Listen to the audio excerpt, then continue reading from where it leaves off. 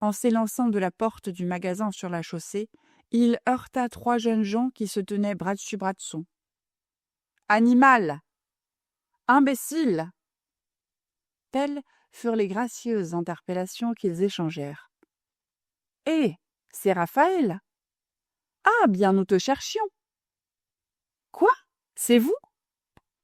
Ces 3 phrases amicales succédèrent à l'injure aussitôt que la clarté d'un réverbère balancé par le vent frappa les visages de ce groupe étonné. « Mon cher ami, » dit à Raphaël le jeune homme qui avait failli se renverser, « tu vas venir avec nous. »« De quoi s'agit-il ? » ?»« Avance toujours, je te conterai l'affaire en marchant. » De force ou de bonne volonté, Raphaël fut entouré de ses amis qui, l'ayant enchaîné par les bras dans leur joyeuse bande, l'entraînèrent vers le pont des Arts. « Mon cher, » dit l'orateur en continuant, « nous sommes à ta poursuite depuis 1 semaine environ. À ton respectable hôtel Saint-Quentin, dont par parenthèse l'enseigne inamovible offre des lettres toujours alternativement noires et rouges, comme au temps de Jean-Jacques Rousseau, ta Léonarde nous a dit que tu étais parti pour la campagne. Cependant, nous n'avions certes pas l'air de gens d'argent, huissiers, créanciers, gardes du commerce, etc. N'importe, Rastignac t'avait aperçu la veille au Bouffon. Nous avons repris courage et nous avons mis de l'amour-propre à découvrir si tu te perchais sur les arbres des Champs-Élysées, si tu allais coucher pour dessous dans ces maisons philanthropiques où les mendiants dorment appuyés sur des cordes tendues, ou si, plus heureux, ton bivouac n'était pas établi dans quelque boudoir. Nous ne t'avons rencontré nulle part, ni sous les écrous de Sainte-Pélagie, ni sous ceux de la Force.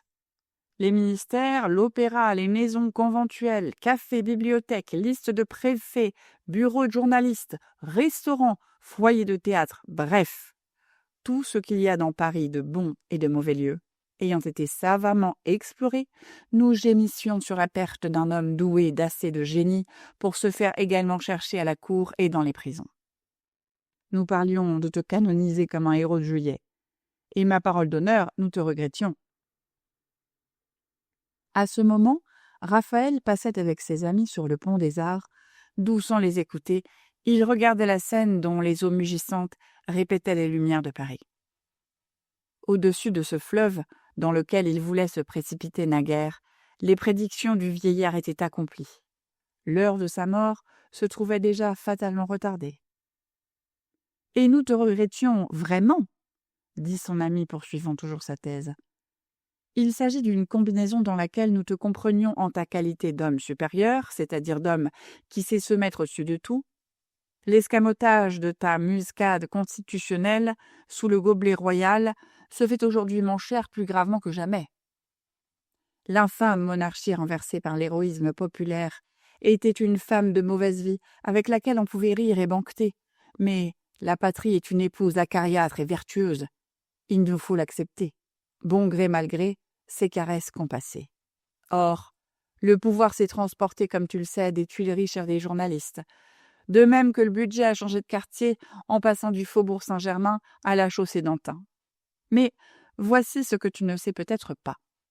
Le gouvernement, c'est-à-dire l'aristocratie de banquiers et d'avocats, qui font aujourd'hui de la patrie comme les prêtres faisaient jadis de la monarchie, a senti la nécessité de mystifier le bon peuple de France avec des mots nouveaux et de vieilles idées, à l'instar des philosophes de toutes les écoles et des hommes forts de tous les temps.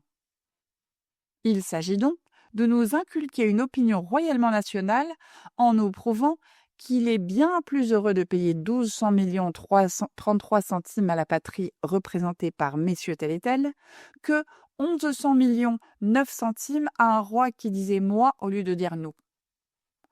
En un mot, un journal armé de 2 ou 300 bons 1000 francs vient d'être fondé dans le but de faire une opposition qui contente les mécontents sans nuire au gouvernement national du roi citoyen.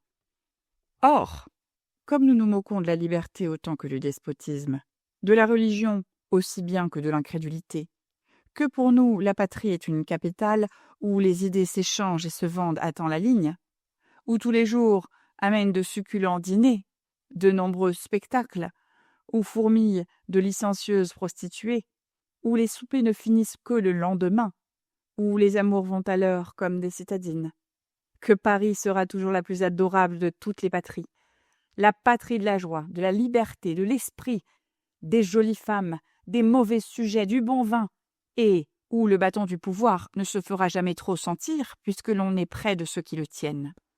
Nous, véritables sectateurs du dieu Méphistophélès, avons entrepris de badigeonner l'esprit public, de rhabiller les acteurs, de clouer de nouvelles planches à la baraque gouvernementale, de médicamenter les doctrinaires, de recuire les vieux républicains, de rechampir les bonapartistes et de ravitailler le centre, pourvu qu'il nous soit permis de rire in petto des rois et des peuples, de ne pas être le soir de notre opinion du matin et de passer une joyeuse vie à la Panurge ou more orientali, couché sur de moelleux coussins.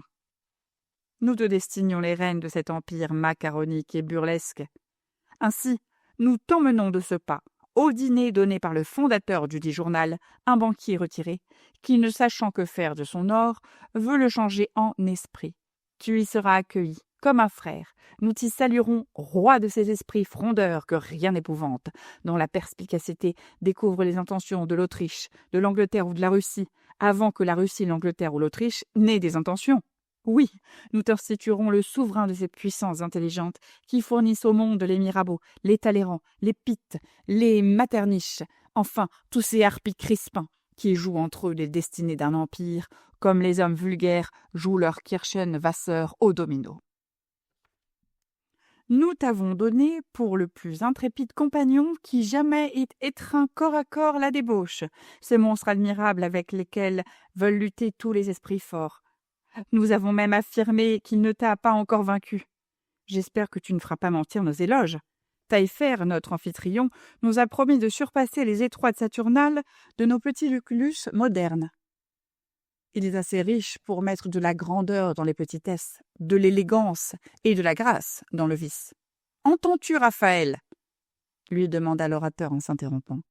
« Oui » répondit le jeune homme, moins étonné de l'accomplissement de ses souhaits que surpris de la manière naturelle par laquelle les événements s'enchaînaient. Quoiqu'il lui fût impossible de croire à une influence magique, il admirait les hasards de la destinée humaine. « Mais tu nous dis oui, comme si tu pensais à la mort de ton grand-père, » lui répliqua l'un de ses voisins. « Ah » reprit Raphaël avec un accent de naïveté qui fit rire ses écrivains. « L'espoir de la jeune France, je pensais, mes amis, que nous voilà près de devenir de bien grands coquins. Jusqu'à présent, nous avons fait de l'impiété entre deux vins. Nous avons pesé la vie en étant ivres. Nous avons prisé les hommes et les choses en digérant. Vierges du fait, nous étions hardis en parole, mais, marqués maintenant par le fer chaud de la politique, nous allons entrer dans ce grand bagne et y perdre nos illusions. Quand on ne croit plus qu'au diable, il est permis de regretter le paradis de la jeunesse, le temps d'innocence où nous tendions dévotement la langue à un bon prêtre pour recevoir le sacré corps de notre Seigneur Jésus-Christ. Ah, mes bons amis, si nous avons eu tant de plaisir à commettre nos premiers péchés, c'est que nous avions des remords pour les embellir et leur donner du piquant, de la saveur, tandis que maintenant... « Oh, maintenant !» reprit le premier interlocuteur, « il nous reste... »« Quoi ?» dit un autre. « Le crime. » Voilà un mot qui a toute la hauteur d'une potence et toute la profondeur de la Seine, répliqua Raphaël. « Oh, tu ne m'entends pas, je parle des crimes politiques. Depuis ce matin, je n'en vis qu'une existence, celle des conspirateurs. Demain, je ne sais si ma fantaisie durera toujours, mais ce soir, la vie pâle de notre civilisation, unie comme la rainure d'un chaland de fer, fait bondir mon cœur de dégoût. Je suis épris de passion pour les malheurs de la déroute de Moscou, pour les émotions du corsaire rouge et pour l'existence des contrebandiers. Puisqu'il n'y a plus de chartreux en France, je voudrais au moins un Botany Bay, une espèce d'infirmerie destinée aux petits lords de Byron qui, après avoir chiffonné la vie comme une serviette après dîner, n'ont plus rien à faire qu'à incendier leur pays, se brûler la cervelle, conspirer pour la République ou demander la guerre. « Émile, dit avec feu le voisin de Raphaël à l'interlocuteur, Foi d'homme, sans la Révolution de Juillet, je me faisais prêtre pour aller mener une vie animale au fond de quelque campagne et... Et tu aurais lu le Bréviaire tous les jours? Oui, tu es un fat. Nous lisons bien les journaux. Pas mal pour un journaliste. Mais tais-toi, nous marchons au milieu d'une masse d'abonnés. Le journalisme, vois-tu, c'est la religion des sociétés modernes. Et il y a le progrès. Comment? Les pontifes ne sont pas tenus de croire, ni le peuple non plus. En devisant ainsi comme de braves gens qui savaient le De viris illustribus depuis de longues années, ils arrivèrent à un hôtel de la rue Joubert. Émile était un journaliste qui avait conquis plus de gloire à ne rien faire que les autres n'en recueillent de leur succès. Critique hardi, plein de verve et de mordant, il possédait toutes les qualités que comportaient ses défauts. Franc et rieur, il disait en face 1000 épigrammes à un ami qu'absent il défendait avec courage et loyauté. Il se moquait de tout, même de son avenir. Prodigue de promesses qu'il ne réalisait jamais, il s'était fait de sa fortune et de sa gloire un coussin pour dormir, courant ainsi la chance de se réveiller vieux à l'hôpital. D'ailleurs, ami jusqu'à l'échafaud, fanfaron de cynisme et simple comme un enfant, il ne travaillait que par boutade ou par nécessité. Nous allons faire, suivant l'expression de maître Alcofibras, un fameux tronçon de Chiarelli, dit-il à Raphaël en lui montrant les caisses de fleurs qui embaumaient et verdissaient les escaliers. J'aime les porches bien chauffés et garnis de riches tapis, répondit Raphaël. Le luxe dès le péristyle est rare en France. Ici, je me sens renaître. Et là-haut, nous allons boire et rire encore une fois, mon pauvre Raphaël. Ah ça, reprit-il, j'espère que nous serons les vainqueurs et que nous marcherons sur toutes ces têtes-là. Puis, d'un geste moqueur, il montra les convives en entrant dans un salon qui resplendissait de dorures, de lumière, et où ils furent aussitôt accueillis par les jeunes gens les plus remarquables de Paris. L'un venait de révéler un talent neuf et de rivaliser par son premier tableau avec les gloires de la peinture impériale. L'autre avait hasardé la veille un livre plein de verdeur, empreint d'une sorte de dédain littéraire, et qui découvrait à l'école moderne de nouvelles routes. Plus loin, un statuaire dont la figure pleine de rudesse accueillait quelque vigoureux génie, causait avec un de ces froirailleurs qui, selon l'occurrence, tantôt ne veulent voir de supériorité nulle part, et tantôt en reconnaissent partout. Ici, le plus spirituel de nos caricaturistes, à l'œil malin, à la bouche mordante, guettait les épigrammes pour les traduire à coups de crayon. Là, ce jeune et audacieux écrivain, qui mieux que personne distillait la quintessence des pensées politiques, ou condensait en se jouant l'esprit d'un écrivain fécond, s'entretenait avec ce poète dont les écrits écraseraient toutes les œuvres du temps présent si son talent avait la puissance de sa haine. Tous deux essayaient de ne pas dire la vérité et de ne pas mentir en s'adressant de douces flatteries. Un musicien célèbre consolait en si bémol et d'une voix moqueuse un jeune homme politique récemment tombé de la tribune sans se faire aucun mal.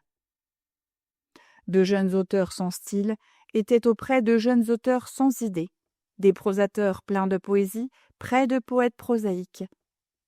Voyant ces êtres incomplets, un pauvre saint-simonien, assez naïf pour croire à sa doctrine, les accouplait avec charité, voulant sans doute les transformer en religieux de son ordre.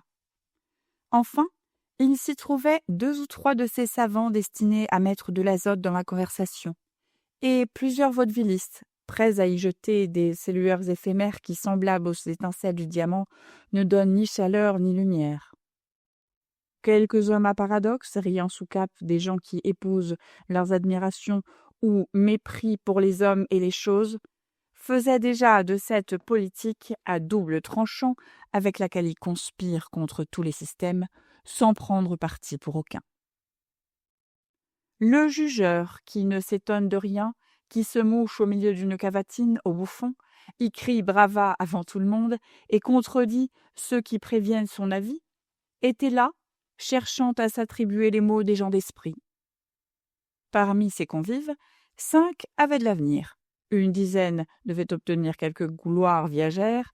Quant aux autres, Il pouvait, comme toutes les médiocrités, se dire le fameux mensonge de Louis XVIII, union et oubli. L'amphitryon avait la gaieté soucieuse d'un homme qui dépense de méléquis. De temps en temps, ses yeux se dirigeaient avec impatience vers la porte du salon, en appelant celui des convives qui se faisait attendre. Bientôt apparut un gros petit homme qui fut accueilli par une flatteuse rumeur, c'était le notaire, qui le matin même avait achevé de créer le journal. Un valet de chambre vêtu de noir vint ouvrir les portes d'une vaste salle à manger où chacun alla sans cérémonie reconnaître sa place autour d'une table immense. Avant de quitter les salons, Raphaël y jeta un dernier coup d'œil. Son souhait était certes bien complètement réalisé. La soie et l'or tapissaient les appartements, de riches candélabres supportant d'innombrables bougies faisaient briller les plus légers détails des frises dorées, les délicates ciselures du bronze et les somptueuses couleurs de l'ameublement. Les fleurs rares de quelques jardinières artistiquement construites avec des bambous répandaient de doux parfums. Tout, jusqu'aux draperies, respirait une élégance sans prétention. Enfin, il y avait en tout je ne sais quelle grâce poétique dont le prestige devait agir sur l'imagination d'un homme sans argent. 100 000 livres de rente sont un bien joli commentaire du catéchisme, et ils nous aident merveilleusement à mettre la morale en action, dit-il en soupirant. Oh oui, ma vertu ne va guère à pied. Pour moi, le vice, c'est une mansarde, un habit râpé, un chapeau gris en hiver et des dettes chez le portier. Ah, je veux vivre au sein de ce luxe 1 an, 6 mois, qu'importe. Et puis après mourir. J'aurai du moins épuisé, connu, dévoré 1000 existences. Oh, lui dit Émile qui l'écoutait, tu prends le coupé d'un agent de change pour le bonheur ? Va, tu serais bientôt ennuyé de la fortune en t'apercevant qu'elle te ravirait la chance d'être un homme supérieur. Entre les pauvretés de la richesse et les richesses de la pauvreté, l'artiste a-t-il jamais balancé ? Ne nous faut-il pas toujours des luttes à nous autres ? Aussi, prépare ton estomac. Vois, dit-il en lui montrant d'un geste héroïque le majestueux, le 3 fois saint et rassurant aspect que présentait la salle à manger du Benoît capitaliste. Cet homme-là, reprit-il, ne sait vraiment donner la peine d'amasser son argent que pour nous. N'est-ce pas une espèce d'éponge oubliée par les naturalistes dans l'ordre des polypiers, et qu'il s'agit de presser avec délicatesse avant de la laisser sucer par des héritiers ? Ne trouves-tu pas du style aux bas-reliefs qui décorent les murs ? Et les lustres et les tableaux ? Quel luxe, bien entendu ! S'il faut croire les envieux et ceux qui tiennent à voir les ressorts de la vie, cet homme aurait tué pendant la Révolution un Allemand et quelques autres personnes qui seraient, dit-on, son meilleur ami et la mère de ses amis. Peux-tu donner place à des crimes sous les cheveux grisonnants de ce vénérable Taillefer ? Il a l'air d'un bien bon homme. Vois donc comment l'argenterie étincelle et chacun de ces rayons brillants serait pour lui un coup de poignard. Allons, autant vaudrait croire en un Mahomet. Si le public avait raison, voici 30 hommes de cœur et de talent qui s'apprêteraient à manger des entrailles, à boire le sang d'une famille. Et nous deux, jeunes gens pleins de candeur, d'enthousiasme, nous serions complices du forfait. J'ai envie de demander à notre capitaliste s'il est honnête homme. « Non, pas maintenant !» s'écria Raphaël. « Mais quand il sera ivre-mort, nous aurons dîné. » Les deux amis s'assirent en riant. D'abord, et par un regard plus rapide que la parole, chaque convive paya son tribut d'admiration au somptueux coup d'œil qu'offrait une longue table, blanche comme une couche de neige fraîchement tombée, et sur laquelle s'élevaient symétriquement les couverts, couronnés de petits pains blonds. Les cristaux répétaient les couleurs de l'iris dans leurs reflets étoilés. Les bougies traçaient des feux croisés à l'infini. Les mets placés sous des dômes d'argent aiguisaient l'appétit et la curiosité. Les paroles furent assez rares. Les voisins se regardèrent. Le vin de Madère circula. Puis, le premier service apparut dans toute sa gloire. Il aurait fait honneur à feu Cambacérès, et Bria-Savarin lui célébrait. Les vins de Bordeaux et de Bourgogne, blancs et rouges, furent servis avec une profusion royale. Cette première partie du festin était comparable en tout point à l'exposition d'une tragédie classique. Le second acte devant quelque peu bavard. Chaque convive avait bu raisonnablement, en changeant de cru suivant ses caprices, en sorte qu'au moment où l'on emporta les restes de ce magnifique service, de tempétueuses discussions s'étaient établies. Quelques fronts pâles rougissaient, plusieurs nez commençaient à s'empourprer, les visages s'allumaient, les yeux pétillaient. Pendant cette aurore de l'ivresse, le discours ne sortit pas encore des bornes de la civilité, mais les railleries, les bons mots s'échappèrent peu à peu de toutes les bouches. Puis la calomnie s'éleva, tout doucement sa petite tête de serpent, et parla d'une voix flûtée. Ça et là, quelques sournois écoutèrent attentivement, espérant garder leur raison. Le second service trouva donc les esprits tout à fait échauffés. Chacun mangea en parlant, parla en mangeant, but sans prendre garde à l'affluence des liquides, tant ils étaient lampants et parfumés, tant l'exemple fut contagieux. Taillefer se piqua d'animer ses convives et fit avancer les terribles vins du Rhône, le chaud Tokay, le vieux Roussillon capiteux. Déchaînés comme les chevaux d'une malle-poste qui part d'un relais, les hommes fouettés par les flamèches du vin de champagne, impatiemment attendus, mais abondamment versés, laissèrent alors galoper leurs esprits dans le vide de ces raisonnements que personne n'écoute, se mirent à raconter ces histoires qui n'ont pas d'auditeurs, recommencèrent 100 fois les interpellations qui restent sans réponse. L'orgie seule déploya sa grande voix, sa voix composée de 100 clameurs confuses qui grossissent comme les crescendo de Rossini. Puis arrivèrent les toasts insidieux, les forfanteries, les défis.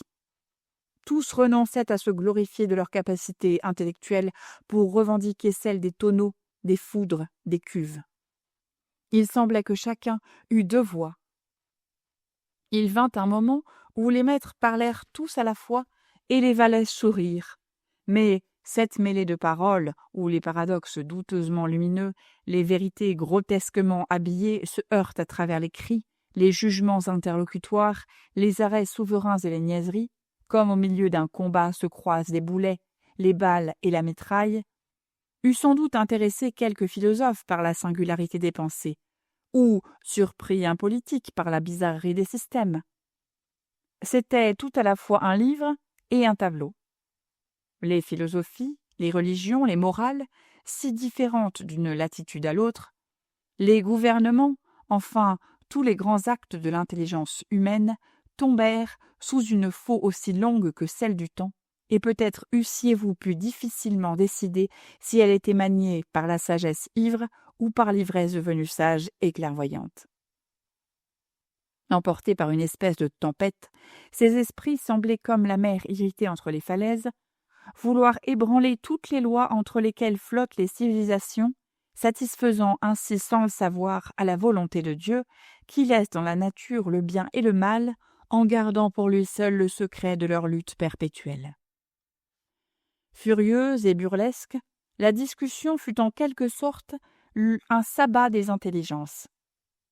Entre tristes plaisanteries dites par ces enfants de la Révolution à la naissance d'un journal, et les propos tenus par de joyeux buveurs à la naissance de Gargantua, se trouvait tout l'abîme qui sépare le XIXe siècle du XVIe. Celui-ci apprêtait une destruction en riant, le nôtre riait au milieu des ruines. « Comment appelez-vous le jeune homme que je vois là-bas » dit le notaire en montrant Raphaël. « J'ai cru l'entendre nommer Valentin ?»« Que chantez-vous avec votre Valentin tout court » s'écria Émile en riant. « Raphaël II, Valentin, s'il vous plaît. Nous portons un aigle d'or en champ de sable, couronné d'argent, becquet et ongles de gueule, avec une belle devise « Non quecidit animus ». Nous ne sommes pas un enfant trouvé, mais le descendant de l'empereur Valence, souche des Valentinois, fondateur des villes de Valence en Espagne et en France, héritier légitime de l'Empire d'Orient. Si nous laissons trôner Mahmoud à Constantinople, c'est par pure volonté et faute d'argent ou de soldats. » Émile décrivit en l'air avec sa fourchette une couronne au-dessus de la tête de Raphaël. Le notaire se recueillit pendant un moment et se remit bientôt à boire, en laissant échapper un geste authentique par lequel il semblait avouer qu'il lui était impossible de rattacher à sa clientèle les villes de Valence, de Constantinople, Mahmoud, l'empereur Valence et la famille des Valentinois. La destruction de ces fourmilières nommées Babylone, Tyr, Carthage ou Venise, toujours écrasées sous les pieds d'un géant qui passe, ne serait-elle pas un avertissement donné à l'homme par une puissance moqueuse, dit Claude Vignon, espèce d'esclave acheté pour faire du bossuet à 10 sous la ligne? Moïse, Sylla, Louis XI, Richelieu, Robespierre et Napoléon sont peut-être un même homme qui reparaît à travers les civilisations, comme une comète dans le ciel, répond un balanchiste. Pourquoi sonder la Providence? Dit Canalis, le fabricant de ballades. Allons, voilà la Providence, s'écria le jugeur en l'interrompant. Je ne connais rien au monde de plus élastique. Mais monsieur, Louis XIV a fait périr plus d'hommes pour creuser les aqueducs de Maintenon que la Convention pour asseoir justement l'impôt, pour mettre de l'unité dans la loi, nationaliser la France et faire également partager les héritages, disait Massol, un jeune homme devenu républicain faute d'une syllabe devant son nom.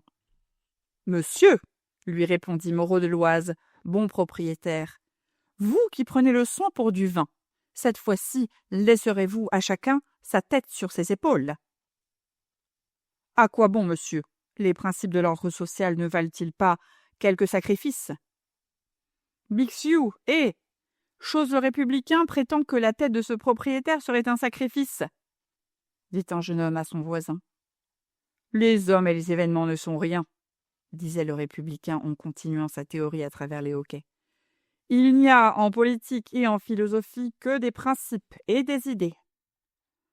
Quelle horreur! Vous n'auriez nul chagrin de tuer vos amis pour ainsi? Eh, monsieur, l'homme qui a des remords est le vrai scélérat, car il a quelque idée de la vertu, tandis que Pierre le Grand, le duc d'Albe, était des systèmes, et le corsaire, Montbard, une organisation. Mais la société ne peut-elle pas se priver de vos systèmes et de vos organisations? Dit Canalis. Oh, d'accord, s'écria le républicain. Et votre stupide république me donne des nausées. Nous ne saurions découper tranquillement un chapon sans y trouver la loi agraire.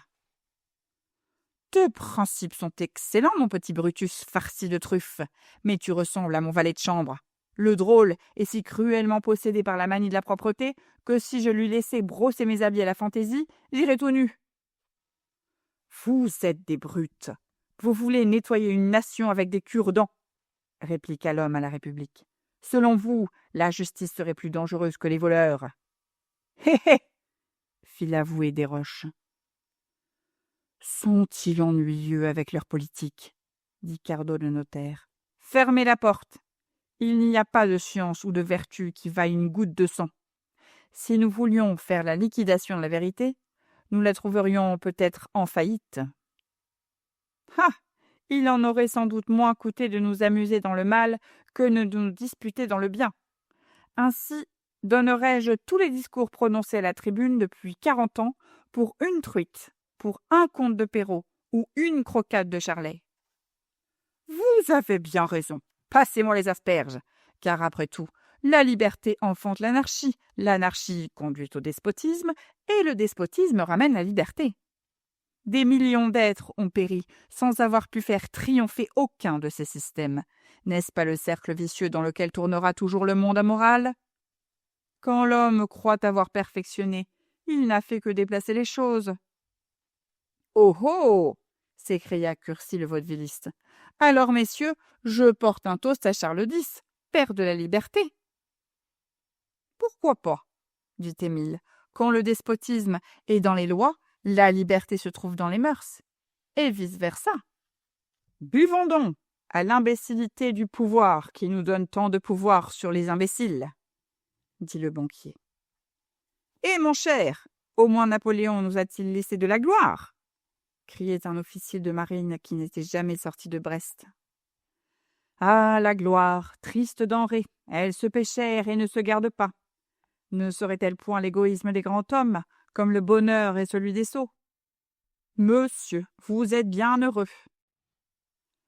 Le premier qui inventa les fossés était sans doute un homme faible, car la société ne profite qu'aux gens chétifs. Placés aux deux extrémités du monde moral, le sauvage et le penseur ont également horreur de la propriété. Joli, s'écria Cardo. S'il n'y avait pas de propriété, comment pourrions-nous faire des actes? Voilà des petits pois délicieusement fantastiques. Et le curé fut trouvé mort dans son lit le lendemain. Qui parle de mort? Ne badinez pas, j'ai un oncle. Vous vous résignerez sans doute à le perdre? Ce n'est pas une question. Écoutez, moi, messieurs, écoutez. Manière de tuer son oncle? Chut, écoutez, écoutez. Ayez d'abord un gros oncle gras, septuagénaire au moins, ce sont les meilleurs oncles. Sensation. Faites-lui manger, sous un prétexte quelconque, un pâté de foie gras. Et mon oncle est un grand homme sec, avare et sobre. Ah, ces oncles-là sont des monstres qui abusent de la vie. Et, dit l'homme aux oncles en continuant, annoncez-lui pendant sa digestion la faillite de son banquier. S'il résiste, lâchez-lui une jolie fille.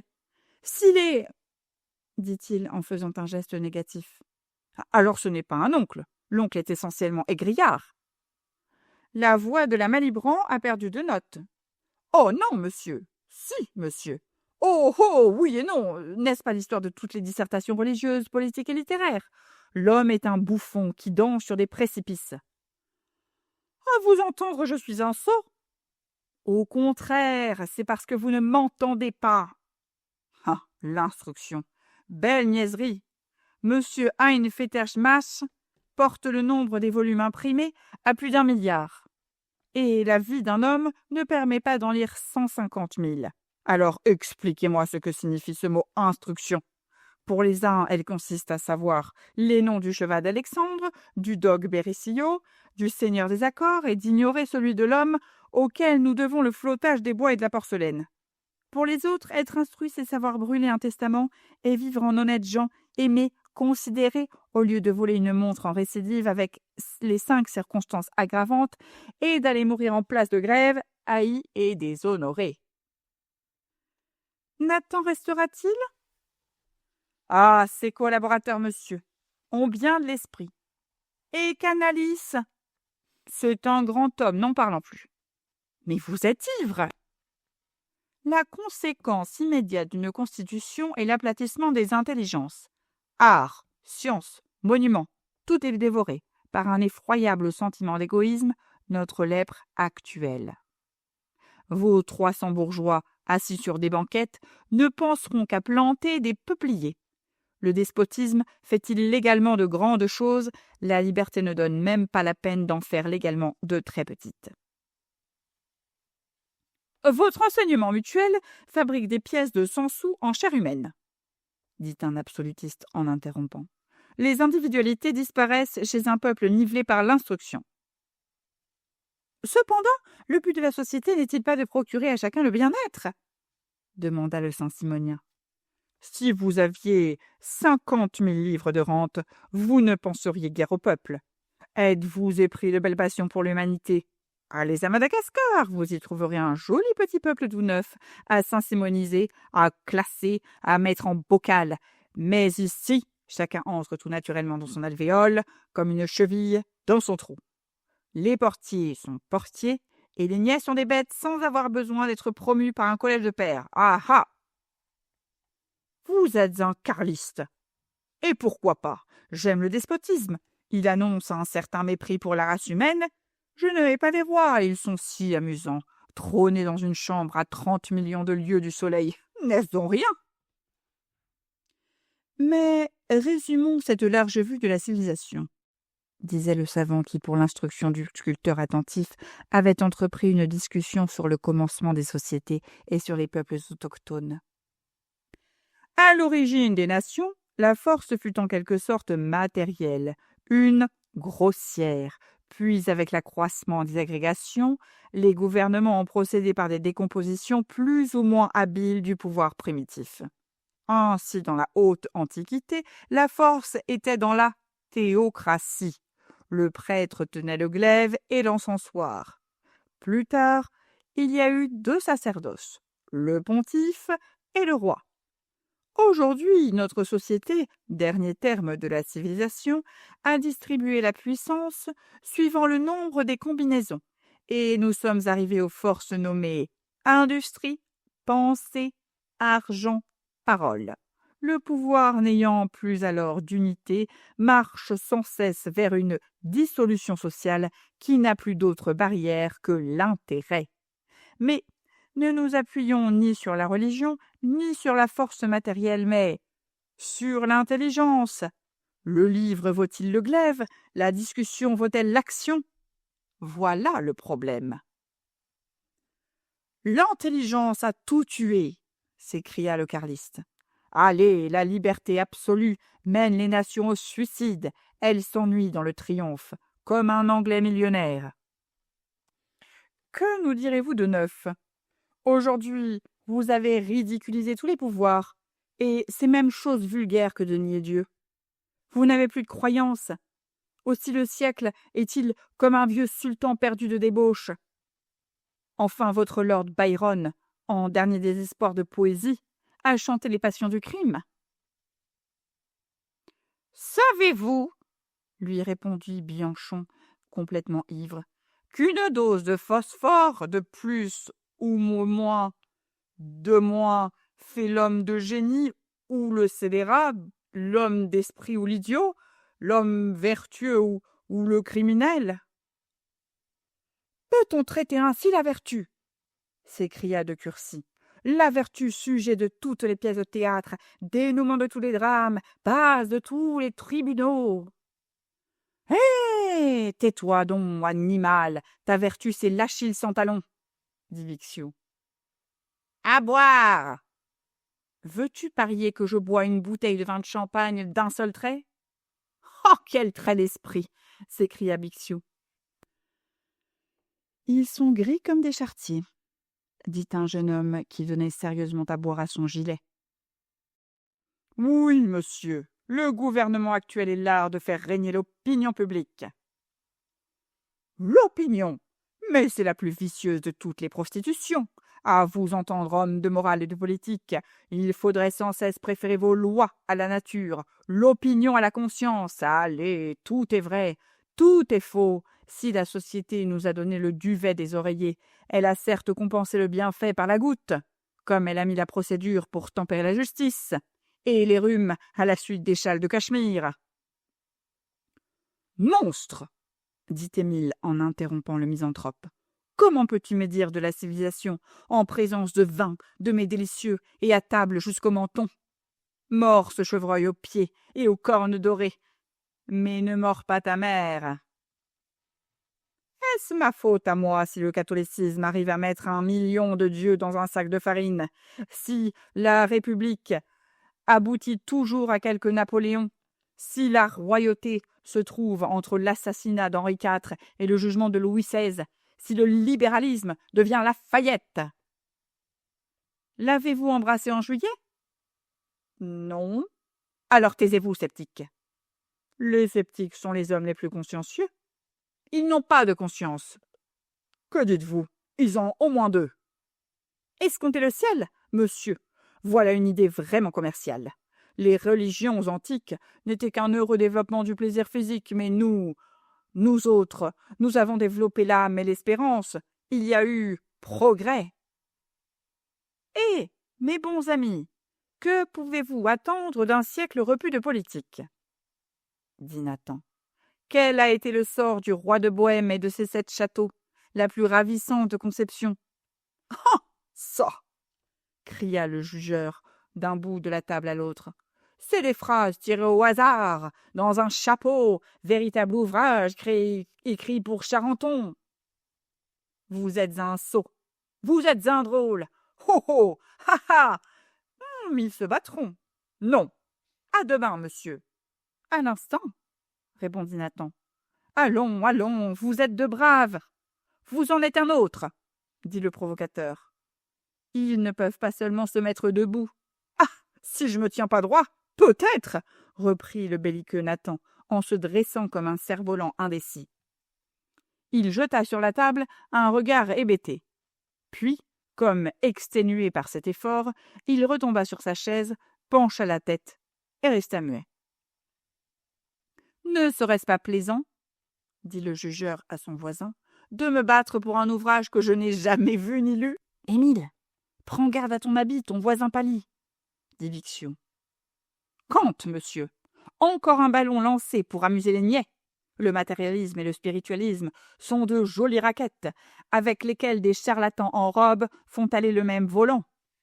Que Dieu soit en tout selon Spinoza, ou que tout vienne de Dieu selon saint Paul. Imbécile, ouvrir ou fermer une porte, n'est-ce pas le même mouvement? L'œuf vient-il de la poule ou la poule vient-elle de l'œuf? Passez-moi du canard. Voilà toute la science. Nigaud, lui cria le savant. La question que tu poses est tranchée par un fait. Et lequel? Les chaires de professeurs n'ont pas été faites pour la philosophie, mais bien la philosophie pour les chaires. Mets des lunettes et lis le budget. Voleur, imbécile, fripon, dupe. Où trouverez-vous ailleurs qu'à Paris un échange aussi vif, aussi rapide entre les pensées? S'écria Bixiou en prenant une voix de basse taille. Allons, Bixiou, fais-nous quelques farces classiques. Voyons, une charge. Voulez-vous que je fasse le 19e siècle? Écoutez, silence, mettez des sourdines à vos mufles. Te tairas-tu, chinois? Donnez-lui du vin et qu'il se taise, cet enfant. À toi, Bixiou. L'artiste boutonna son habit noir jusqu'au col, mit ses gants jaunes et se grima de manière à singer la revue des deux mondes en louchant. Mais le bruit couvrit sa voix, et il fut impossible de saisir un seul mot de sa moquerie. S'il ne représenta pas le siècle, au moins représenta-t-il la revue, car il ne s'entendit pas lui-même. Le dessert se trouva servi comme par enchantement. La table fut couverte d'un vaste surtout en bronze doré, sorti des ateliers de Thomire.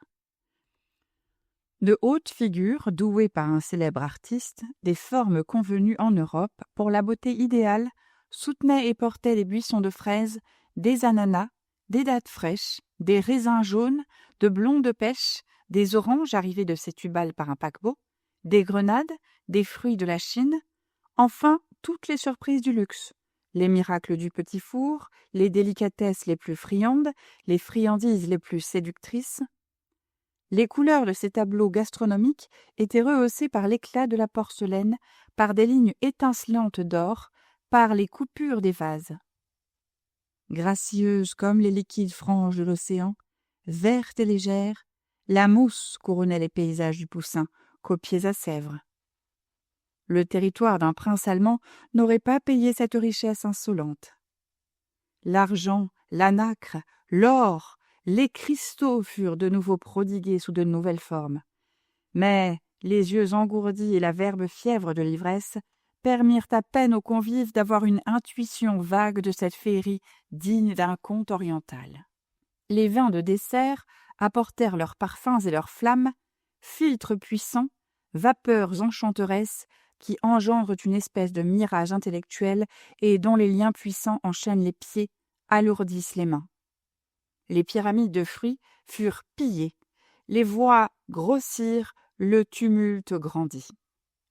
Il n'y eut plus alors de paroles distinctes. Les vers volèrent en éclats, et des rires atroces partirent comme des fusées. Cursi saisit un cor et se mit à sonner la fanfare. Ce fut comme un signal donné par le diable. Cette assemblée en délire hurla, siffla, chanta, cria, rugit, gronda. Vous eussiez souri de voir des gens naturellement gais devenus sombres comme les dénouements de Crébillon, ou rêveurs comme des marins en voiture. Les hommes fins disaient leurs secrets à des curieux qui n'écoutaient pas. Les mélancoliques souriaient comme des danseuses qui achèvent leur pirouette.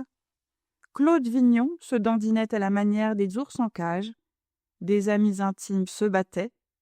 Les ressemblances animales inscrites sur les figures humaines et si curieusement démontrée par les physiologistes, reparaissait vaguement dans les gestes, dans les habitudes du corps. Il y avait un livre tout à fait pour quelque bichat qui se serait trouvé là froid et à jeun. Le maître du logis, se sentant ivre, n'osait se lever, mais il approuvait les extravagances de ses convives par une grimace fixe, en tâchant de conserver un air décent et hospitalier. Sa large figure, devenue rouge et bleu, presque violacée, terrible à voir, s'associait au mouvement général par des efforts semblables au roulis et au tangage d'un brick. « Les avez-vous assassinés ?» lui demanda Émile. « La peine de mort va, dit-on, être abolie en faveur de la Révolution de Juillet, » répondit Taillefer, qui haussa les sourcils d'un air tout à la fois plein de finesse et de bêtise. « Mais ne les voyez-vous pas quelquefois en songe ?» reprit Raphaël. « Il y a prescription, » dit le meurtrier plein d'or. « Et sur sa tombe, » s'écria Émile d'un ton sardonique, « l'entrepreneur du cimetière gravera, passant, à accorder une larme à sa mémoire. »« Oh, reprit-il, je donnerais bien 100 sous au mathématicien qui me démontrerait par une équation algébrique l'existence de l'enfer. » Il jeta une pièce en l'air en criant « Face pour Dieu !»« Ne regarde pas, » dit Raphaël en saisissant la pièce. « Que sait-on? Le hasard est si plaisant. »« Hélas !» reprit Émile d'un air tristement bouffon. « Je ne vois pas opposer les pieds entre la géométrie de l'incrédule et le paternoster du pape. Bof. Buvons. Trinque, et je crois l'oracle de la divine bouteille, et sert de conclusion au Pantagruel. »« Nous devons au paternoster, répondit Raphaël, nos arts, nos monuments, nos sciences peut-être, et, bien fait plus grand encore, nos gouvernements modernes, dans lesquels une société vaste et féconde est merveilleusement représentée par 500 intelligences, où les forces opposées les unes aux autres se neutralisent, en laissant tout pouvoir à la civilisation, reine gigantesque qui remplace le roi, cette ancienne et terrible figure, espèce de faux destin, créé par l'homme entre le ciel et lui. En présence de tant d'œuvres accomplies, l'athéisme apparaît comme un squelette qui n'engendre pas. Qu'en dis-tu ? Je songe au flot de sang répandu par le catholicisme, dit froidement Émile. Il a pris nos veines et nos cœurs pour faire une contrefaçon de déluge. Mais qu'importe, tout homme qui pense doit marcher sous la bannière du Christ. Lui seul a consacré le triomphe de l'esprit sur la matière. Lui seul nous a poétiquement révélé le monde intermédiaire qui nous sépare de Dieu. « Tu crois ?» reprit Raphaël en lui jetant un indéfinissable sourire d'ivresse. « Eh bien, pour ne pas nous compromettre, portons le fameux toast. Diis ignotis !» Et ils vidèrent leur calice de science, de gaz carbonique, de parfum, de poésie et d'incrédulité. « Si ces messieurs veulent passer dans le salon, le café les y attend, » dit le maître d'hôtel. En ce moment, presque tous les convives se roulaient au sein de ces limbes délicieuses où le corps, délivré de son tyran, s'abandonne aux joies délirantes de la liberté. Les uns, arrivés à l'apogée de l'ivresse, restaient mornes et péniblement occupés à saisir une pensée qui leur attesta leur propre existence. Les autres, plongés dans le marasme produit par une digestion alourdissante, niaient le mouvement. D'intrépides orateurs disaient encore de vagues paroles dont le sens leur échappait à eux-mêmes. Quelques refrains retentissaient comme le bruit d'une mécanique obligée d'accomplir sa vie factice et sans âme. Le silence et le tumulte s'étaient bizarrement accouplés. Néanmoins, en entendant la voix sonore du valet qui, à défaut d'un maître, leur annonçait des joies nouvelles, les convives se levèrent, entraînés, soutenus ou portés les uns par les autres. La troupe entière resta pendant un moment immobile et charmée sur le seuil de la porte. Les jouissances excessives du festin pâlirent devant le chatouillant spectacle que l'amphitryon offrait aux plus voluptueux de leurs sens. Sous les étincelantes bougies d'un lustre d'or, autour d'une table chargée de vermeil, un groupe de femmes se présenta soudain aux convives hébétés dont les yeux s'allumèrent comme autant de diamants. Riches étaient les parures, mais plus riches encore étaient ces beautés éblouissantes, devant lesquelles disparaissaient toutes les merveilles de ce palais. Les yeux passionnés de ces filles, prestigieuses comme des fées, avaient encore plus de vivacité que les torrents de lumière qui faisaient resplendir les reflets satinés des tentures, la blancheur des marbres et les saillies délicates des bronzes. Le cœur brûlait à voir les contrastes de leurs coiffures agitées et de leurs attitudes toutes diverses d'attraits et de caractère. C'était une haie de fleurs mêlée de rubis, de saphirs et de corail. Une ceinture de colliers noirs sur les coups de neige, des écharpes légères flottant comme les flammes d'un phare, des turbans orgueilleux, des tuniques modestement provocantes. Ce sérail offrait des séductions pour tous les yeux, des voluptés pour tous les caprices. Posée à ravir, une danseuse semblait être sans voile sous les plis onduleux du cachemire. Là, une gaze diaphane. Ici, la soie chatoyante cachait ou révélait des perfections mystérieuses. De petits pieds étroits parlaient d'amour, des bouches fraîches et rouges se taisaient. De frêles et décentes jeunes filles, vierges factices, dont les jolies chevelures respiraient une religieuse innocence, se présentaient au regard comme des apparitions qu'un souffle pouvait dissiper. Puis, des beautés aristocratiques au regard fier, mais indolentes, mais fluettes, maigres, gracieuses, penchaient la tête comme si elles avaient encore de royales protections à faire acheter. Une Anglaise, blanche et chaste figure aérienne, descendue des nuages d'Ossian, ressemblait à un ange de mélancolie, à un remords fuyant le crime.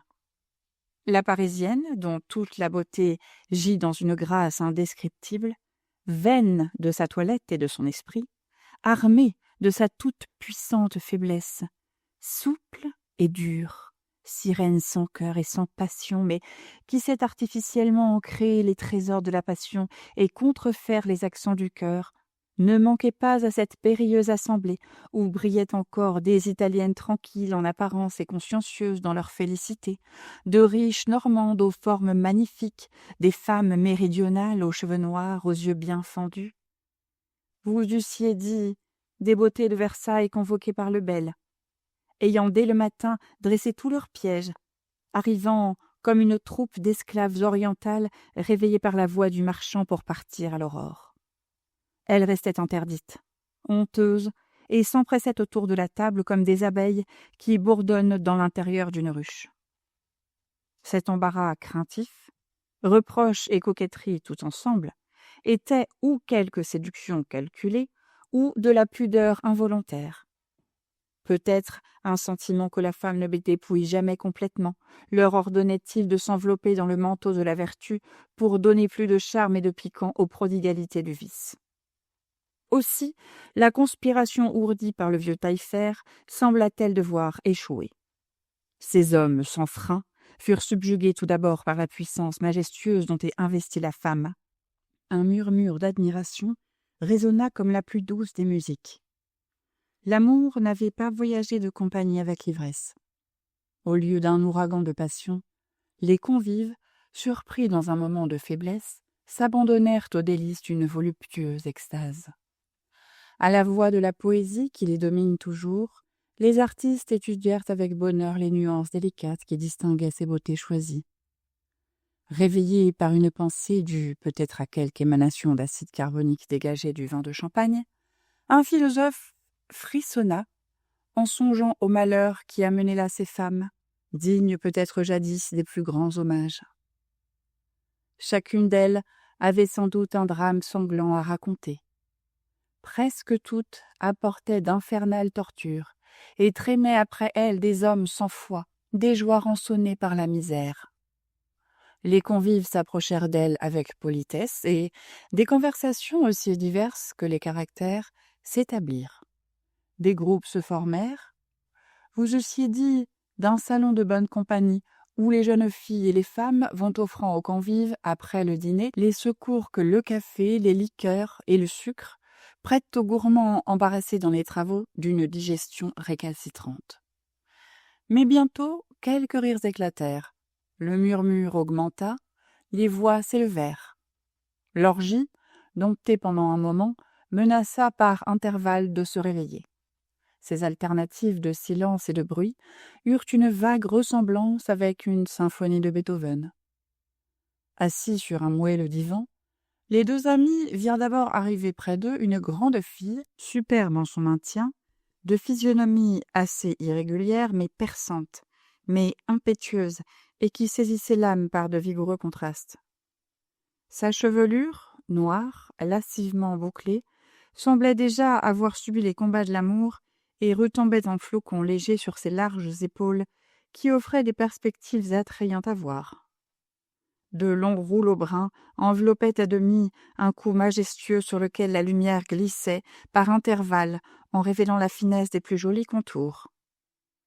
La peau, d'un blanc mat, faisait ressortir les tons chauds et animés de ses vives couleurs. L'œil, armé de longs cils, lançait des flammes hardies, étincelles de l'amour.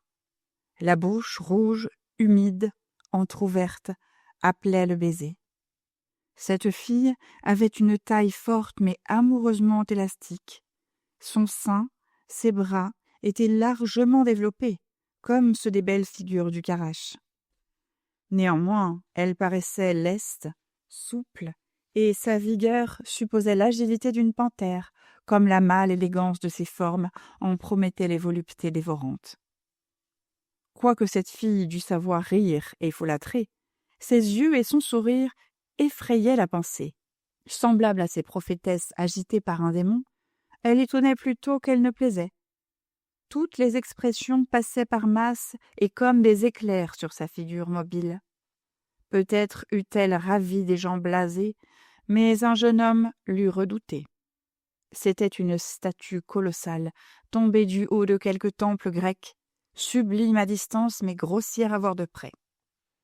Néanmoins, sa foudroyante beauté devait réveiller les impuissants. Sa voix charmait les sourds, ses regards ranimaient de vieux ossements. Aussi, Émile la compara-t-il vaguement à une tragédie de Shakespeare, espèce d'arabesque admirable où la joie hurle, où l'amour a je ne sais quoi de sauvage, où la magie de la grâce et le feu du bonheur succèdent au sanglant tumulte de la colère. Monstre qui sait mordre et caresser, rire comme un démon, pleurer comme les anges, improviser dans une seule étreinte toutes les séductions de la femme, excepté les soupirs de la mélancolie et les enchanteresses modesties d'une vierge. Puis en un moment rugir, se déchirer les flancs, briser sa passion, son amant, enfin se détruire elle-même, comme fait un peuple insurgé.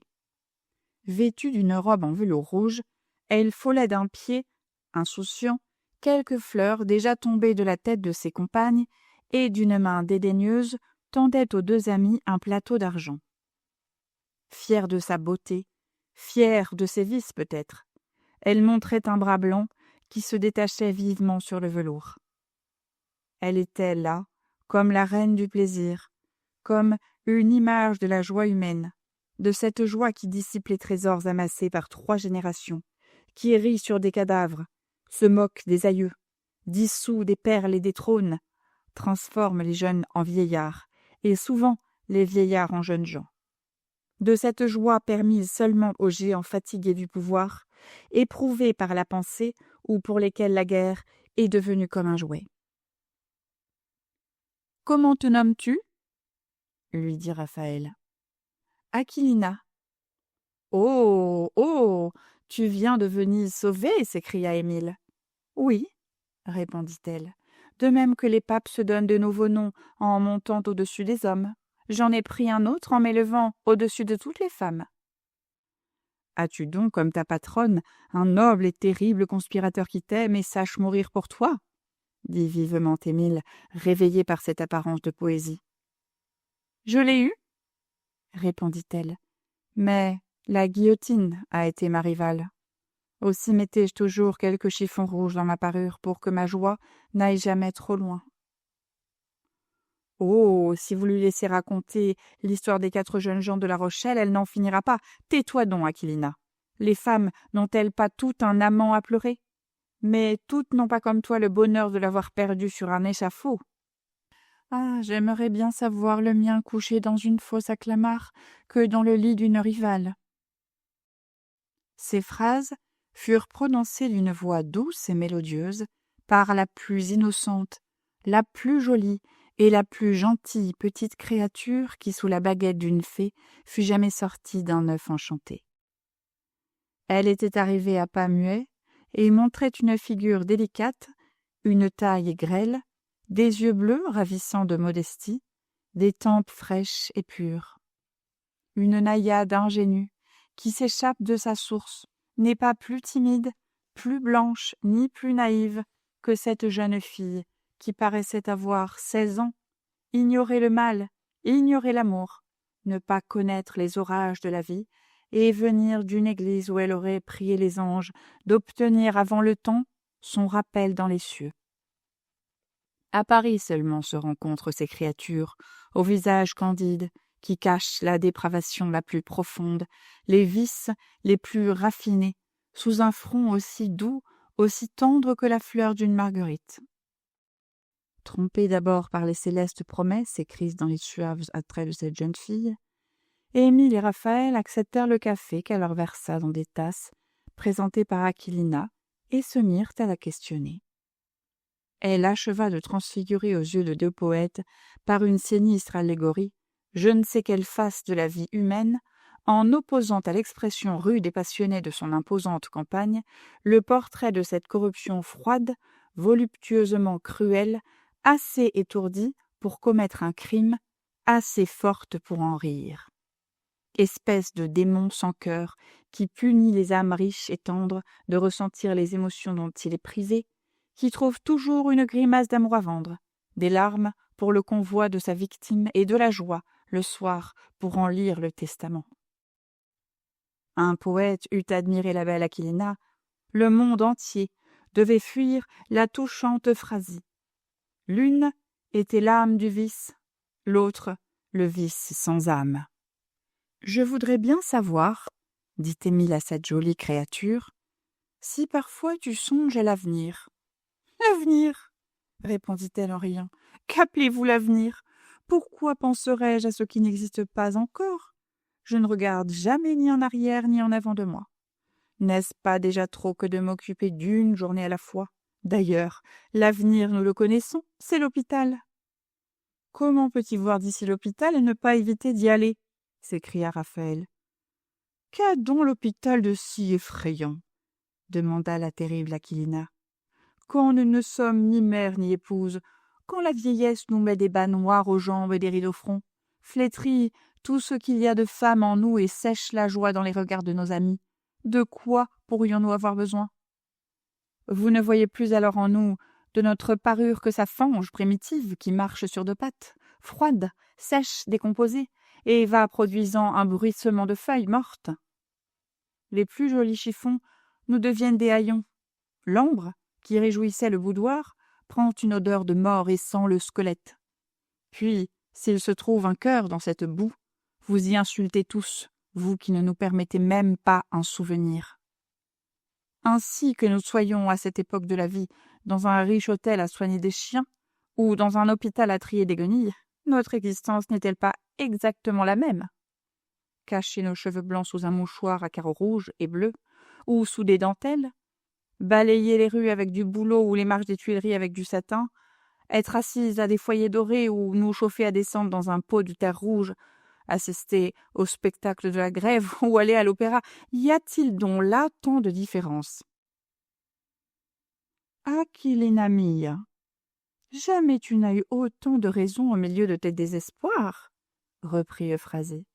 Oui, les cachemires, les vélins, les parfums, l'or, la soie, le luxe, tout ce qui brille, tout ce qui plaît ne va bien qu'à la jeunesse. Le temps seul pourrait avoir raison contre nos folies, mais le bonheur nous absout. « Vous riez de ce que je dis ?» s'écria-t-elle en lançant un sourire venimeux aux deux amis. « N'ai-je pas raison? J'aime mieux mourir de plaisir que de maladie. Je n'ai ni la manie de la perpétuité, ni grand respect pour l'espèce humaine à voir ce que Dieu en fait. Donnez-moi des millions, je les mangerai. Je ne voudrais pas garder un centime pour l'année prochaine. Vivre pour plaire et régner, tel est l'arrêt que prononce chaque battement de mon cœur. La société m'approuve. Ne fournit-elle pas sans cesse à ma dissipation? Pourquoi le bon Dieu me fait-il tous les matins la rente de ce que je dépense tous les soirs? Pourquoi nous bâtissez-vous des hôpitaux? Comme il ne nous a pas mis entre le bien et le mal pour choisir ce qui nous blesse ou ce qui nous ennuie, je serais bien sotte de ne pas m'amuser. Et les autres? Dit Émile. Les autres? Eh bien qu'ils s'arrangent. J'aime mieux rire de leurs souffrances que d'avoir à pleurer sur les miennes. Je défie un homme de me causer la moindre peine. Qu'as-tu donc souffert pour penser ainsi? Demanda Raphaël. J'ai été quittée. Pour un héritage. Moi, dit-elle en prenant une pause qui fit ressortir toutes ses séductions. Et pendant que j'avais passé les nuits et les jours à travailler pour nourrir mon amant, je ne veux plus être la dupe d'aucun sourire, d'aucune promesse, et je ne prétends faire de mon existence une longue partie de plaisir. Mais, s'écria Raphaël, le bonheur ne vient-il donc pas de l'âme? Eh bien, reprit Aquilina, n'est-ce rien que de se voir admiré, flatté, de triompher de toutes les femmes, même les plus vertueuses, en les écrasant par notre beauté, par notre richesse? D'ailleurs, nous vivons plus en un jour qu'une bonne bourgeoise en 10 ans, alors tout est jugé. Une femme sans vertu n'est-elle pas odieuse? Dit Émile à Raphaël. Euphrasie leur lança un regard de vipère et répondit avec un inimitable accent d'ironie. La vertu, nous la laissons aux laides et aux bossus. Que seraient-elles sans cela, les pauvres femmes? Allons, tais-toi, s'écria Émile. Ne parle point de ce que tu ne connais pas. Ah, je ne la connais pas, reprit Euphrasie. Se donner pendant toute une vie à un être détesté, savoir élever des enfants qui vous abandonnent et leur dire merci quand ils vous frappent au cœur. Voilà les vertus que vous ordonnez à la femme. Et encore, pour la récompenser de son abnégation, venez-vous lui imposer des souffrances en cherchant à la séduire? Si elle résiste, vous la compromettez. Jolie vie! Autant rester libre, aimer ceux qui nous plaisent et mourir jeune. Ne crains-tu pas de payer tout cela un jour? Eh bien, répondit-elle, au lieu d'entremêler mes plaisirs de chagrin, ma vie sera coupée en deux parts. Une jeunesse certainement joyeuse et je ne sais quelle vieillesse incertaine, pendant laquelle je souffrirai tout à mon aise.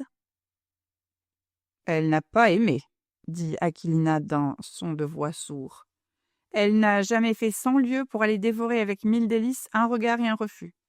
Elle n'a point attaché sa vie à un cheveu, ni essayé de poignarder plusieurs hommes pour sauver son souverain, son seigneur, son Dieu. Pour elle, l'amour était un joli colonel. « Et La Rochelle, répondit Euphrasie, l'amour est comme le vent, nous ne savons d'où il vient. D'ailleurs, si tu avais été bien aimé par une bête, tu prendrais les gens d'esprit en horreur. Le code nous défend d'aimer les bêtes, répliqua la grande Aquilina d'un accent ironique. Oh, je te croyais plus indulgente pour les militaires, s'écria Euphrasie en riant. Oh, sont-elles heureuses de pouvoir abdiquer ainsi leur raison, s'écria Raphaël. Heureuse, dit Aquilina, souriant de pitié. De terreur, en jetant aux deux amis un horrible regard. Ah, vous ignorez ce que c'est d'être condamné au plaisir avec un mort dans le cœur. Contempler en ce moment les salons, c'était avoir une vue anticipée du pandémonium de Milton. Les flammes bleues du punch coloraient d'une teinte infernale les visages de ceux qui pouvaient boire encore. Les danses folles, animées par une sauvage énergie, excitaient des rires et des cris qui éclataient comme les détonations d'un feu d'artifice. Jonché de morts et de mourants, le boudoir et un petit salon offraient l'image d'un champ de bataille. L'atmosphère était chaude de vin, de plaisir et de paroles. L'ivresse, l'amour, le délire, l'oubli du monde étaient dans les cœurs, sur les visages, écrits sur les tapis, exprimés par le désordre, et jetaient sur tous les regards de légers voiles qui faisaient voir dans l'air des vapeurs enivrantes. Il était ému. Comme dans les bandes lumineuses tracées par un rayon de soleil, une poussière brillante à travers laquelle se jouaient les formes les plus capricieuses, les luttes les plus grotesques. Ça et là, des groupes de figures enlacées se confondaient avec les marbres blancs, nobles chefs-d'œuvre de la sculpture qui ornaient les appartements. quoique les deux amis conservassent encore une sorte de lucidité trompeuse dans les idées et dans leurs organes, un dernier frémissement, simulacre imparfait de la vie. Il leur était impossible de reconnaître ce qu'il y avait de réel dans les fantaisies bizarres, de possible dans les tableaux surnaturels qui passaient incessamment devant leurs yeux lassés. Le ciel étouffant de nos rêves, l'ardente suavité que contractent les figures dans nos visions. Surtout, je ne sais quelle agilité chargée de chaînes. Enfin, les phénomènes les plus accoutumés du sommeil les assaillaient si vivement qu'ils prirent les jeux de cette débauche pour les caprices d'un cauchemar, où le mouvement est sans bruit, où les cris sont perdus pour l'oreille. En ce moment, le valet de chambre de confiance réussit non sans peine à attirer son maître dans l'antichambre et lui dit à l'oreille: « Monsieur, tous les voisins sont aux fenêtres et se plaignent du tapage. »« S'ils ont peur du bruit, ne peuvent-ils pas mettre de la paille devant leur porte ?» s'écria Taillefer. Raphaël laissa tout à coup échapper un éclat de rire si brusquement intempestif que son ami lui demanda compte de cette joie brutale. « Oh, tu me comprendrais difficilement, » répondit-il. « D'abord, il faudrait avouer que, quand vous m'avez arrêté sur le quai Voltaire au moment où j'allais me jeter dans la Seine, et tu voudrais sans doute connaître les motifs de ma mort. Mais quand j'ajouterais que par un hasard presque fabuleux, les ruines les plus poétiques du monde matériel venaient alors de se résumer à mes yeux par une traduction symbolique de la sagesse humaine, tandis qu'en ce moment, les débris de tous les trésors intellectuels que nous avons saccagés à table aboutissent à deux femmes, images vives et originales de la folie, et que notre profonde insouciance des hommes et des choses a servi de transition au tableau fortement coloré de deux systèmes d'existence si diamétralement opposés, en seras-tu plus instruit? Si tu n'étais pas ivre, tu y verrais peut-être un traité de philosophie.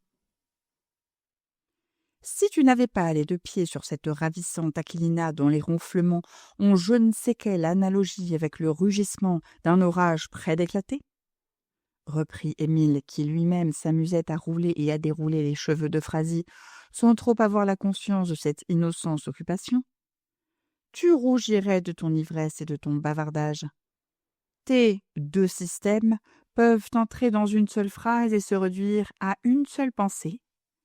La vie, simple et mécanique, conduit à quelque sagesse insensée en étouffant notre intelligence par le travail, tandis que la vie, passée dans le vide des abstractions ou dans les abîmes du monde moral, mène à quelque folle sagesse. En un mot, tuer les sentiments pour vivre vieux, ou mourir jeune en acceptant le martyre des passions. Voilà notre arrêt. Encore, cette sentence lutte-t-elle avec les tempéraments que nous a donnés le rude Goquenard, à qui nous devons le patron de toutes les créatures? Imbécile! S'écria Raphaël en l'interrompant. Continue à t'abréger toi-même ainsi, tu feras des volumes. Si j'avais eu la prétention de formuler proprement ces deux idées, je t'aurais dit que l'homme se corrompt par l'exercice de la raison et se purifie par l'ignorance. C'est faire le procès aux sociétés. Mais que nous vivions avec les sages ou que nous périssions avec les fous, le résultat n'est-il pas tôt ou tard le même? Aussi, le grand abstracteur de quintessence a-t-il jadis exprimé ces deux systèmes en deux mots, Karimari, Karimara. Tu me fais douter de la puissance de Dieu, car tu es plus bête qu'il n'est puissant, répliqua Émile. Notre cher Rabelais a résolu cette philosophie par un mot plus bref que Karimari, Karimara. C'est peut-être. D'où Montaigne a pris son que sais-je. Encore ces derniers mots de la science morale ne sont-ils guère que l'exclamation de Pyrrhon restant entre le bien et le mal, comme l'âne de Buridan entre deux mesures d'avoine. Mais laissons là cette éternelle discussion qui aboutit aujourd'hui à oui et non. Quelle expérience voulais-tu donc faire en te jetant dans la Seine? Étais-tu jaloux de la machine hydraulique du pont Notre-Dame? Ah, si tu connaissais ma vie! Ah, s'écria Émile, je ne te croyais pas si vulgaire. La phrase est usée. Ne sais-tu pas que nous avons tous la prétention de souffrir beaucoup plus que les autres? Ah! S'écria Raphaël. Mais tu es bouffon avec ton ah, voyons. Une maladie d'âme ou de corps t'oblige-t-elle de ramener tous les matins, par une contraction de tes muscles, les chevaux qui, le soir, doivent t'écarteler, comme jadis le fit Damian?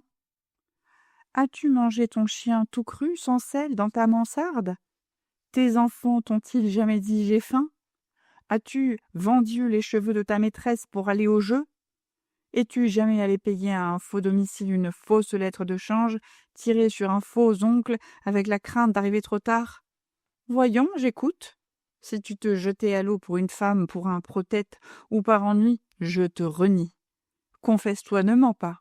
Je ne te demande point de mémoires historiques. Surtout, sois aussi bref que ton ivresse te le permettra. Je suis exigeant comme un lecteur, et prêt de dormir comme une femme qui lit ses vêpres. Pauvre sot, dit Raphaël. Depuis quand les douleurs ne sont-elles plus en raison de la sensibilité? Lorsque nous arriverons au degré de science qui nous permettra de faire une histoire naturelle des cœurs, de les nommer, de les classer en genre, en sous-genre, en famille, en crustacés, en fossiles, en sauriens, en microscopiques, en que sais-je. Alors, mon bon ami, ce sera chose prouvée qu'il en existe de tendres, de délicats comme des fleurs, et qui doivent se briser comme elles par de légers froissements, auxquels certains cœurs minéraux ne sont même pas sensibles. Oh, de grâce, épargne-moi ta préface, dit Émile, d'un air moitié riant, moitié piteux, en prenant la main de Raphaël.